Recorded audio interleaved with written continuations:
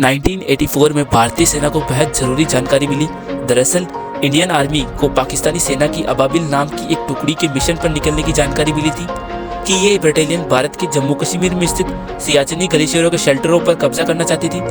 लेकिन समय से पहले इंडियन आर्मी को ये खुफिया जानकारी मिल गई और वे अपना ऑपरेशन मेघदूत लॉन्च करने में सफल हो गई। इस ऑपरेशन की बदौलत ही पाकिस्तानी आर्मी को अपने पैर पीछे खींचने पर विवश होना पड़ा था। फ्रेंड्स, ये जानकारी इंडियन आर्मी को रो यानी रिसर्च एंड एनालिसिस विंग द्वारा मिली थी। फ्रेंड्स, आज की इस वीडियो में मैं आपको रो जैसी भारत की खुफिया एजेंसियों के बारे में बताऊंगा। इस वीडियो को बिल्कुल भी स्किप मत करना फ्रेंड्स, वरना आपको कुछ भी समझ नहीं आएगा कि भारत की खुफिया एजेंसियां कौन सी हैं और उनके मिशंस और कार्य क्या क्या है। शुरू करते हैं आज की इस वीडियो को। नंबर 8 पर आती है ईडी, इन्फोर्समेंट डायरेक्टरेट। ईडी की स्थापना 1 मई 1956 को की गई थी। ईडी भारत में आर्थिक अपराधों के खिलाफ कार्रवाई करती है और करप्शन से जुड़े मामलों में गहन जांच में अहम भूमिका निभाती है। इसके साथ ही ये देश में आर्थिक कानूनों को लागू करने में भी काम करती है। अरे कहना क्या चाहते हो? साफ एंड सरल शब्दों में बताऊं तो कभी भी पैसों को लेकर कोई भी गड़बड़ी या हेराफेरी होती है तो इसके पूरे मामलों को ईडी हैंडल करती है और उन पर कार्रवाई करती है। नंबर 7 पर आती है CBI, central bureau of investigation. CBI की शुरुआत 1 अप्रैल 1963 को की गई थी। ये भारत की महत्वपूर्ण केंद्रीय जांच एजेंसियों में से एक है। राष्ट्रीय सुरक्षा से जुड़े मामलों के साथ ही ये एजेंसी कई जटिल और अति आवश्यक मामलों की भी जांच करती है। कई अलग अलग डिपार्टमेंट्स के जरिए इसके सदस्यों को ट्रेनिंग दी जाती है। नंबर 6 पर आती है DIA, defence intelligence agency. DIA की स्थापना 2002 में हुई थी। ये देश विदेश में डिफेंस से जुड़ी खुफिया जानकारी इकट्ठा करती है और देश के डिफेंस सिस्टम को अलर्ट करती है।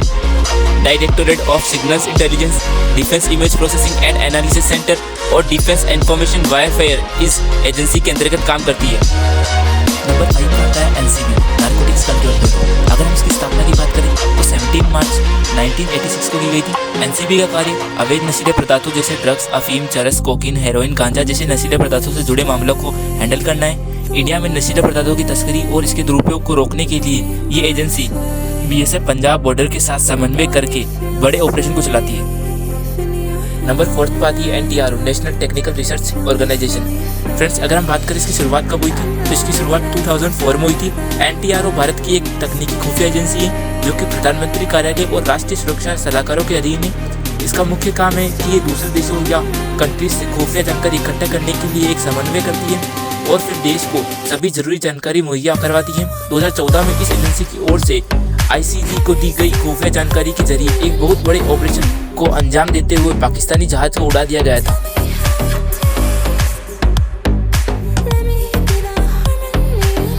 नंबर 3 पर आती है NIA, national investigation agency. NIA को 31 दिसंबर 2008 के मुंबई हमलों के बाद स्टार्ट किया गया था। 26 नवंबर 2008 को मुंबई पर हुए हमलों के बाद 31 दिसंबर 2008 को संसद में एनआईए एक्ट पास किया गया। इसी एक्ट के तहत इसकी स्थापना हुई। एनआईए का मुख्य काम आतंकवाद से संबंधित मामलों को हैंडल करना है। आतंकवादी हमलों, आतंकवाद को धन उपलब्ध करवाना और उन्हें वेपन सप्लाई करने से जुड़े सभी मामलों की बारीकी से जांच करने के लिए इस एजेंसी की स्थापना की गई। नंबर 2 पर आती है आईबी यानी इंटेलिजेंस ब्यूरो। इंटेलिजेंस ब्यूरो की स्थापना 1887 में हुई थी। आईबी की स्थापना साल 1887 में सरकार के एग्जीक्यूटिव ऑर्डर से हुई थी। इसके बाद साल 1947 में इसका पुनर्गठन किया गया था। आईबी देश की सबसे पुरानी खुफिया एजेंसियों में से एक है जो गृह मंत्रालय के अंतर्गत आती है। आईबी देश में आंतरिक मामलों पर खुफिया ऑपरेशनों के जरिए नजर रखती है। इतना ही नहीं, ये एजेंसी विदेश नीति बनाने में भी भारत की सरकार की मदद करती है। आईबी 18 देश के इंटेलिजेंस डिटेल्स को इकट्ठा करती है। 1950 के दशक से लेकर रूस के विघटन तक इसके सदस्यों को रूस की सरकार सुरक्षा एजेंसी केसीबी द्वारा ट्रेनिंग दी जाती है।